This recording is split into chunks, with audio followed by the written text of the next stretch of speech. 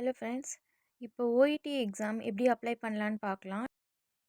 OET லாகின்னு type பண்ணிவிட்டு myOET.comனு இருக்கிறத click பண்ணிங்கன்னா அதுக்கப்புறம் இந்த மாதிரி டிஸ்ப்ளே ஆகும். இப்போ ரெஜிஸ்டர் கொடுத்தீங்கன்னா இதில் உங்களோட பர்சனல் டீட்டெயில்ஸ் எல்லாத்தையும் ஃபில் பண்ணிக்கோங்க. அப்புறம் நெக்ஸ்ட் பேஜ் கொடுத்தீங்கன்னா இல்லை 4 பேஜஸ் இருக்கும். இந்த பேஜஸில் தான் நீங்கள் ஃபீஸ் பே பண்ணுறதுக்கான ஆப்ஷன்ஸும் இருக்கும். சப்மிட் பண்ணி கொடுத்துட்டிங்கன்னா உங்களுக்கு இந்த மாதிரி ஒரு போர்ட்டல் லாகின் இது ஓப்பன் ஆகிடும். இதுதான் உங்களோட டேஷ்போர்டுன்னு சொல்லுவாங்க. OET portal login ID. So இது மாதிரி தான் உங்களுக்கு நீங்கள் லாகின் பண்ணதுக்கப்புறம் டிஸ்ப்ளே ஆகும். இது ஓஇடியோட ஃபீஸ் அப்ராக்சிமேட்டாக. ஓஇடி எக்ஸாம் ஃபீஸ் நம்ம ஆஸ்திரேலியன் யூஎஸ்டியில் தான் நம்ம பே பண்ணுவோம். 34,000 to 32,000 ரேஞ்சில் வேரி ஆகும்.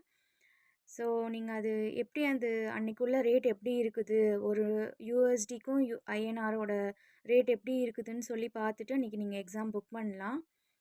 பே பண்ணுறது எல்லாமே ரீலொகேஷன் பேக்கேஜஸ்ன்னு சொல்லிட்டு என்ஹெச்எஸ் உங்களுக்கு நீங்கள் ஒன்ஸ் ஜாப் நீங்கள் இங்கே வந்ததுக்கப்புறம் உங்களோட ஃபஸ்ட் மந்த் சேலரிலேயே உங்களுக்கு ரீஃபண்ட் பண்ணிவிடுவாங்க. எக்ஸாமில் நீங்கள் கிளியர் பண்ணுறீங்களோ அந்த எக்ஸாமுக்குள்ள ஃபீ மட்டும்தான் அவங்க ரீஃபண்ட் பண்ணுவாங்க.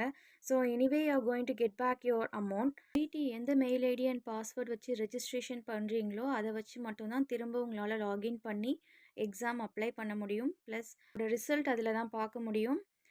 செகண்ட் அட்டெம்ப்ட் இல்லை தேர்ட் அட்டெம்ப்ட் அந்த மாதிரி எக்ஸாம்ஸ் நீங்கள் திரும்பவும் அப்ளை பண்ணுறதுனாலும் அதே ஓஇடி லாகின் ஐடி வச்சு மட்டும்தான் உங்களால் திரும்ப ரீஅப்ளை பண்ண முடியும். So keep it in your mind. Exams உங்களோட கிரெடிட் கார்டு வச்சு தான் யூஸ் பண்ணி நம்ம பே பண்ண முடியும். ஸோ அதை மைண்டில் வச்சுக்கோங்க.